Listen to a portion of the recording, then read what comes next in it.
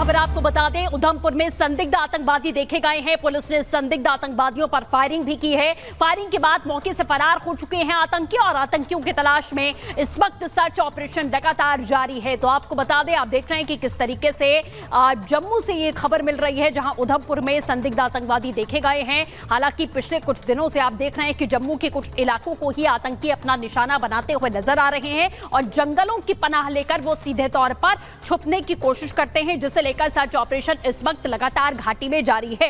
इसी के साथ आपको यह भी बता दें कि सिर्फ एकमात्र मकसद इस वक्त भारतीय सेना का है, आतंक का खात्मा। क्योंकि जब से नई सरकार का गठन हुआ है, आतंकी फनफनाए हुए दिखाई दे रहे हैं, ताबड़तोड़ हमले कर रहे हैं, लेकिन इसी के साथ में भारतीय सेना उनको उनके बिल से निकालकर मुंहतोड़ जवाब देती हुई दिखाई दे रही है। आप देख सकते हैं इस खास रिपोर्ट में।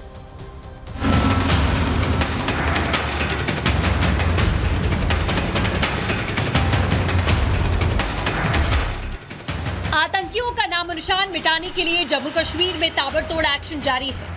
अमन और चैन के खिलाफ उठते आतंकियों के मंसूबे को ध्वस्त करने के लिए सेना के जवान मुस्तैद हैं। कठुआ में जिस तरह से आतंकियों ने नापाक मंसूबों को अंजाम दिया, उसके बाद से सेना का एक ही मकसद है और वो है दहशतगर्दों का उनके ठिकाने समेत संपूर्ण खात्मा। जब भी एनएज इस तरह की हरकत करते हैं तो हमारे लिए लाजमी हो जाता है कि हम लोग अपने अपने एरिया में जितनी सिक्योरिटी का बंदोबस्त कर सकें वो उतना अच्छा रहता है। एरिया को डोमिनेट करना और लोगों से मिलना अच्छा रहता है। और चूँकि एरिया सटा हुआ एरिया है, क्लोजेस्ट है आईबी के, तो लाजमी हो जाता है कि इन एरियाज़ को खंगालना, देखना और यहाँ की जो भी गतिविधियाँ होती हैं उस पर नज़र रखना, ये हमारी जिम्मेदारी बन जाती है। उसी तर्ज पे जो है आज पुलिस और एसओजी सांबा जो है वो सर्च ऑपरेशन चला रही है। पिछले कुछ दिनों में 10 से ज्यादा दहशतगर्द ढेर हो चुके हैं। मतलब चुन चुन कर जम्मू कश्मीर में आतंक का सफाया हो रहा है। विकास और अमन पर नापाक हमले की हर कोशिश को देश के जवान मुंहतोड़ जवाब दे रहे हैं। घाटी में सेना और पैरामिलिट्री की मुस्तैदी से आतंकी खौफजदा है। आतंकी बचने के लिए लगातार अपनी लोकेशंस बदल रहे हैं, लेकिन सेना ने आतंकियों को जहन्नुम पहुंचाने के लिए पूरा प्लान तैयार कर रखा है।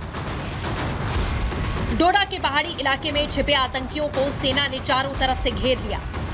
भारतीय सेना और जम्मू कश्मीर पुलिस का साझा अभियान स्पेशल ऑपरेशंस ग्रुप ने पूरे इलाके को घेर लिया है। भारतीय सेना की राष्ट्रीय राइफल्स इस ऑपरेशन का हिस्सा है। लगातार हर एक गतिविधि पर नजर रखी जा रही है। हवा के जरिए जहां हेलीकॉप्टर्स का इस्तेमाल किया जा रहा है, वहीं ग्राउंड की अगर बात की जाए तो फोर्सेस जो हैं वो पूरी तरह से तैनात हैं। आतंक को मार गिराने के लिए, ऑपरेशन को जो है अमलीजामा पहलाने के लिए पूरे ऑपरेशन की निगरानी जो है वो वरिष्ठ अधिकारी कर रहे हैं। आतंकियों के खिलाफ सुरक्षा बलों का पिछले एक महीने से ताबड़तोड़ एक्शन जारी है। कठुआ, डोडा, सामा की तस्वीरें बताने के लिए काफी हैं कि घाटी में अब आतंक का नामोनिशान नहीं बचेगा। आतंकी तो आतंकी, उसके मददगार और पनाहगार भी नहीं बचेंगे। हमारी फोर्सेस जहां अभियान चलाकर आतंकियों का खात्मा कर रही हैं, तो वहीं दूसरी तरफ आतंकियों के मददगारों पर भी एक्शन हो रहा है। कठुआ में सेना की वाहन पर हमले मामले में पुलिस ने आतंकियों के 24 मददगारों को हिरासत में लिया। 8 जुलाई को कठुआ के मछेड़ी के जिस इलाके में सेना के जवानों के काफिले पर हमला किया गया था, यही वो गाड़ी है जिस पर जो है हमला किया गया था। पीछे नीचे बिखरे जो देख रहे आप शीशे जो हैं वो टूट के बिखर गए थे। इसके बाद जो अंधाधुंध फायरिंग की गई थी इस गाड़ी पर, वो भी यहाँ पर देख पा रहे हैं आप। M4 से यहाँ पे अटैक किया गया था, अंधाधुंध फायरिंग की गई थी और देखिए किस तरीके से आपको दिखा रहे हैं हम गोलियों के निशान। इसके अलावा जो देखिए एक और गाड़ी जो इसके आगे थी, उसको फिलहाल यहाँ पे हटाने का काम शुरू हो गया था, लेकिन इसके लिए बाकायदे एक क्रेन लगाया गया, लेकिन क्रेन भी पलट गई है यहाँ पर, यानी कि अभी तक जो गाड़ी है वो यहाँ से हट भी नहीं पाई है। सेना की जांच में आतंकी हमले को लेकर बड़ा खुलासा हुआ। सेना पर हमले के लिए आतंकियों ने यूएस निर्मित M राइफल का और AK राइफल का इस्तेमाल किया था। हमले में स्टील की गोलियों का भी इस्तेमाल किया गया। हमले वाली जगह से M4 राइफल की 5.56 mm की गोलियां और AK राइफल की 7.62 mm की गोलियां बरामद की गई। आतंकियों के पास इन एडवांस हथियारों के सवाल खड़े हो रहे हैं कि आतंकियों के पास ये कहां से आए। पाकिस्तान के इशारे पर घाटी में जो आतंकी दहशत फैलाने उतरे थे, अब उनके खात्मे के लिए देश भर से मांग उठ रही है। कठुआ में कायराना आतंकी हमले में उत्तराखंड के 5 घरों के चिराग बुझ गए। जवानों की शहादत पर पूरा हिंदुस्तान गम और गुस्से में है और हर जवान के बलिदान का बदला मांग रहा है। हर किसी की एक ही मांग है, अब की बार आतंकियों का हो संहार। पाकिस्तान मुर्दाबाद, मुर्दाबाद, पाकिस्तान मुर्दाबाद, मुर्दाबाद। आपके अंदर घुस के चुन चुन कर आपको मारेंगे। एक एक वीर जवान की शहादत का बदला आपके जो 10-10, 20-20 जवानों को मार कर लेंगे। देश में हिफाजत में जिन शहीदों ने जान कुर्बान की उन्हें पूरा देश सलाम कर रहा है। कठुआ में आतंकियों ने सेना की गाड़ी को निशाना बनाया।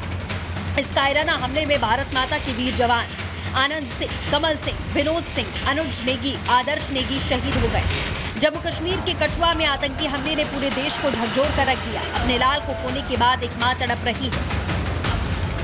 अपने बुढ़ापे का सहारा छीन जाने से एक पिता की आंखें नम हैं। अब सवाल है कि आखिर कब तक एक मां अपने कलेजे के टुकड़े की शहादत पर रोती रहेगी? कब तक एक पिता घर में अकेले गम को छुपाएगा? कब तक छोटे छोटे बच्चों की आंखों के आंसू बहेंगे? अब समय आ गया है कि आतंकियों के पापों का हिसाब हो। Bureau report, Republic Bharat.